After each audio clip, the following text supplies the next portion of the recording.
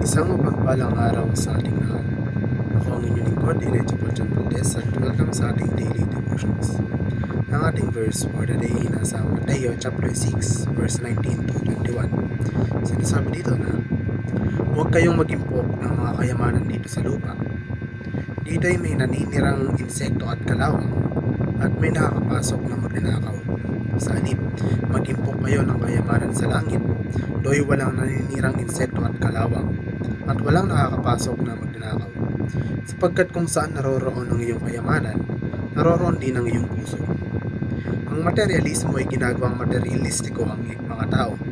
Ito ay isang wastong pagmamasid.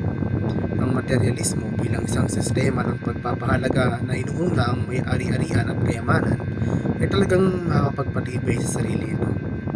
Ang mga taong lubos na pinahalagahan ng mga material na pag-aari ay mas malamang na makisali sa materialistikong pag-uugali.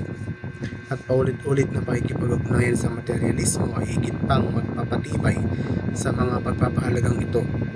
Lumilikha ito ng isang cycle kung saan ang paghahangad ng mga material na bagay ay nagiging sentro ng kanilang buhay at pagpapahalaga sa sarili.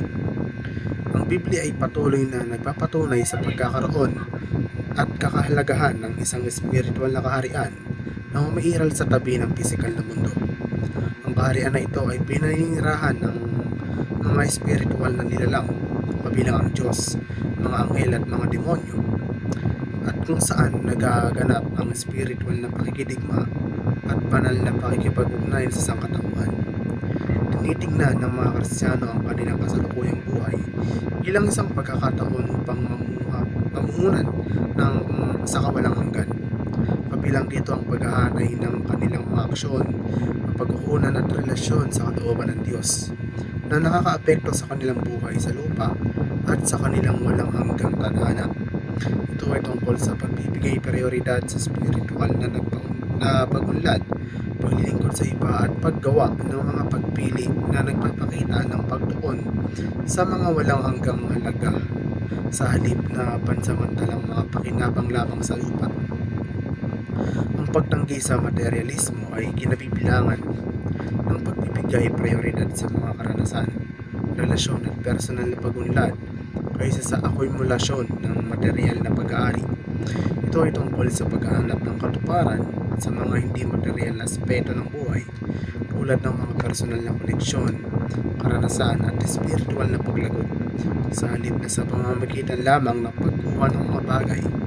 Ang pagbabagong ito ay maaaring humantong sa higit na kaligayahan, pagbawas ng stress at mas makabuluhang buhay.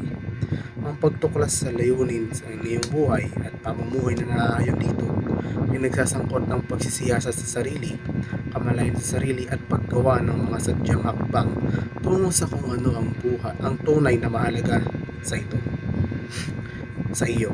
Ito ay isang paglalakbay ng pagtuklas sa sarili, hindi isang destinasyon, at kinabibilangan ng pagtukoy sa iyong mga hilig, pagpapahalaga at lakas. Ang pagtrato sa kasalukuyang buhay na ito bilang pamumuhunan para sa kawalang hanggan ay nagmumungkahi ng pagtingin sa mga kasalukuyang aksyon at pagpili bilang isang kontribusyon sa isang hinaharap, walang hanggang kantimpala o estado. Ang pananaw na ito ay kadalasang nagmumula sa mga paniniwalang relihiyoso o pilosopikal na nagbibigay diin sa kahalagahan ng spiritual o moral na pag-unlad at ang aspeto nito sa kabilang buhay. Muli, ako ang inyong lingkod, Elijah John Valdez, at dito na nagtatapos ang aking daily devotions.